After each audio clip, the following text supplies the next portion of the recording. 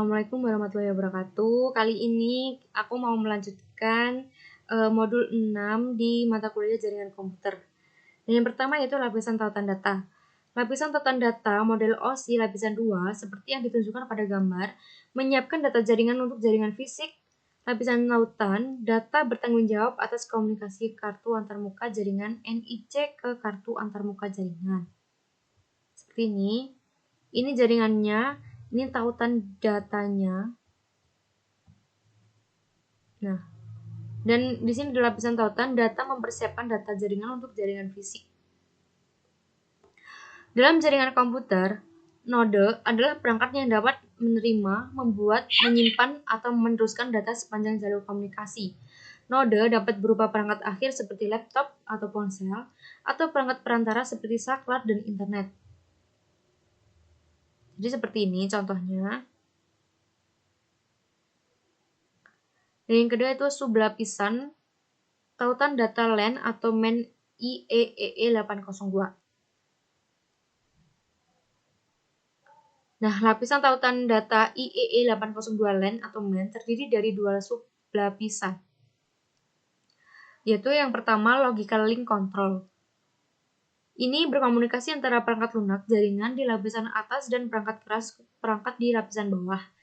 Sublapisan ini menempatkan informasi dalam bingkai yang mengidentifikasi protokol lapisan jaringan mana yang dapat digunakan untuk bingkai tersebut. Informasi ini memungkinkan beberapa protokol lapisan 3 seperti IPv4 dan IPv6 untuk menggunakan antarmuka jaringan dan media yang sama. Yang kedua yaitu Media Access Control MAC menerapkan sublapisan ini dalam perangkat keras bertanggung jawab atas enkapsulasi data dan kontrol akses media, menyediakan pengalaman lapisan tautan data dan terintegrasi dengan berbagai teknologi lapisan fisik. Jadi seperti ini. Dan sublapisan MAC menyediakan enkapsulasi data ada 3, yaitu pembatasan bingkai. Proses pembingkaian menyediakan pembatas penting untuk mengidentifikasi bidang dalam bingkai. Bit pembatas ini menyediakan sinkronisasi antara node pengirim dan penerima. Yang kedua yaitu pengalamatan, menyediakan pengalamatan sumber dan tujuan untuk mengangkut frame layer 2 antara perangkat pada media bersama yang sama. Yang ketiga yaitu deteksi kesalahan, termasuk trailer yang digunakan untuk mendeteksi kesalahan transmisi. Dan yang ketiga yaitu menyediakan akses ke media. Antarmuka router membungkus paket ke dalam bingkai yang sesuai. Metode kontrol akses media yang digunakan untuk mengakses setiap tautan. Dalam setiap pertukaran paket lapisan jaringan, mungkin ada banyak lapisan tautan data dan transisi media. Yaitu router melakukan fungsi layer 2, yaitu menerima bingkai dari media, membuat bungkus bingkai, merangkum ulang paket ke dalam bingkai baru. Yang keempat, meneruskan bingkai baru yang sesuai dengan media segmen dari jaringan fisik tersebut. Seperti ini. Kita putar videonya.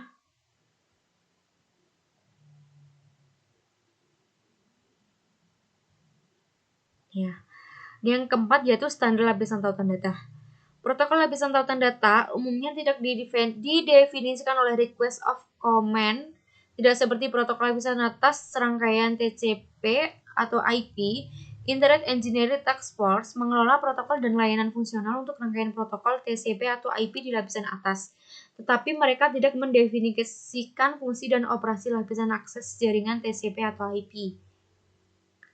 Nah, logo organisasi teknik itu seperti ini. Ini adalah IEEE, ANSI, I2, ISO. Nah, itu ya. Dan yang kelima, udah ya. Udah. Kita yang kedua, topologi. Kita masuk ke topologi. Kita dulu.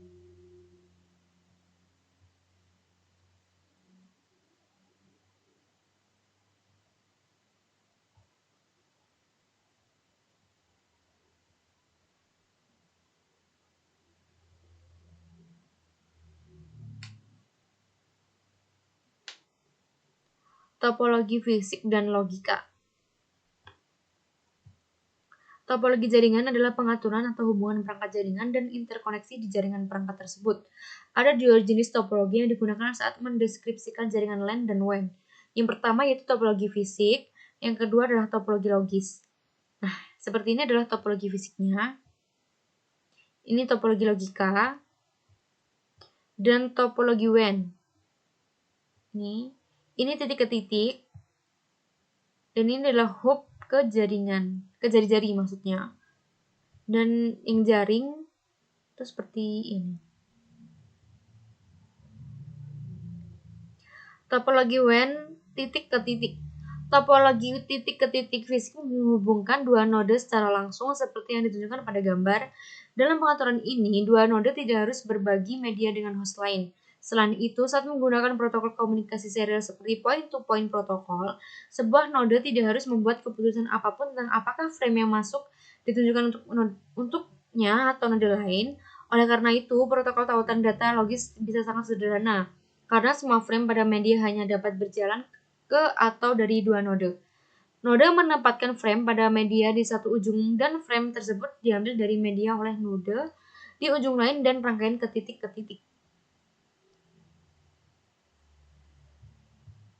Seperti ini. Dan topologi LAN.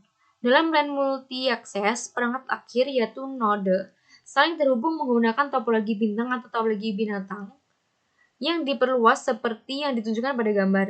Dalam jenis topologi ini, perangkat akhir terhubung ke perangkat perantara pusat.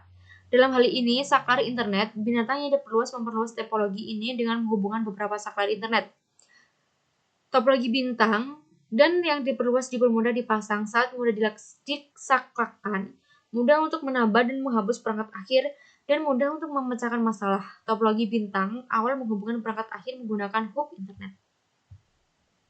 Ini adalah contoh topologi fisik. Ini topologi bintang. Ini topologi bintang yang diperluas. Topologi bus. Topologi cincin. Komunikasi half dan full duplex. Nah, komunikasi setengah duplex, kedua perangkat dapat mengirim dan menerima pada media tetapi tidak dapat melakukannya secara bersamaan. WLAN dan topologi bus lama dengan hub internet menggunakan mode half duplex.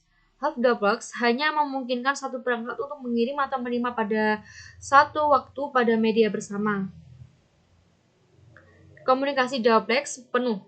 Kedua perangkat dapat mengirim dan menerima secara bersamaan pada media yang dibagikan. Lapisan tautan dapat mengasumsikan bahwa media tersedia untuk transmisi bagi kedua kode kapan saja. Saklar internet beroperasi dalam mode duplex menurut secara default, tetapi dapat beroperasi dalam mode setengah duplex jika terhubung ke perangkat seperti hub internet. Dan metode kontrol akses. Akses ada dua, yaitu akses berbasis pertentangan dan yang kedua akses terkendali. Akses berbasis pertentangan ini dalam jaringan multi-akses berbasis pertentangan, semua node beroperasi dalam setengah duplex, bersaing untuk menggunakan media, namun hanya satu perangkat yang dapat mengirim pada satu waktu. Oleh karena itu, ada proses jika lebih dari satu perangkat mengirim pada waktu yang sama. Dan akses terkendali dalam jaringan berbasis terkendali, setiap simpul memiliki waktunya sendiri untuk menggunakan media jenis jaringan lama yang deterministik ini tidak efisien karena perangkat harus menunggu gilirannya untuk mengakses media. Dan yang ketujuh yaitu akses berbasis pertentangan CSMA. Seperti ini, 8 akses berbasis pertentangan CSMA itu udah ya. Dan yang ketiga yaitu bingkai tautan data. Bingkai tautan data itu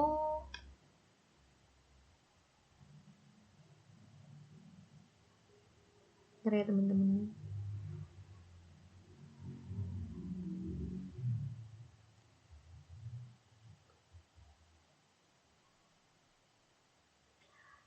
Ada bingkai.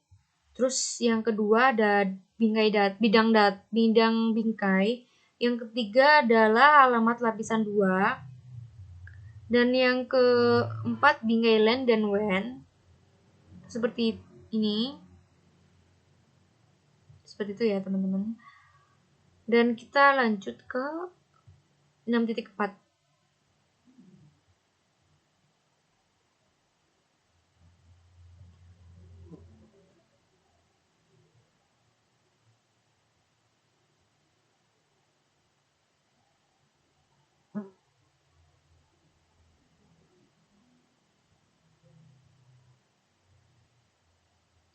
Nah, apa sih yang kita pelajari dalam modul ini? Tujuan dari lapisan tautan data. Lapisan tautan data dari model OSI menyiapkan data jaringan untuk jaringan fisik. Lapisan tautan data bertanggung jawab atas komunikasi kartu antarmuka jaringan ke kartu antarmuka jaringan. Tanpa lapisan tautan data, protokol lapisan jaringan seperti IP harus membuat ketentuan untuk menghubungkan ke jenis-jenis media yang dapat berada di sepanjang jalur pengiriman. Itu ya. Dan di topologi, dua jenis topologi yang digunakan dalam jaringan LAN dan WAN adalah fisik dan logis. Lapisan tautan data melihat topologi logis suatu jaringan saat mengendalikan akses data ke media. Itu ya. Dan cukup itu saja modul 6 dari saya. Ada kurang lebihnya mohon maaf. Akhir kata, wassalamualaikum warahmatullahi wabarakatuh.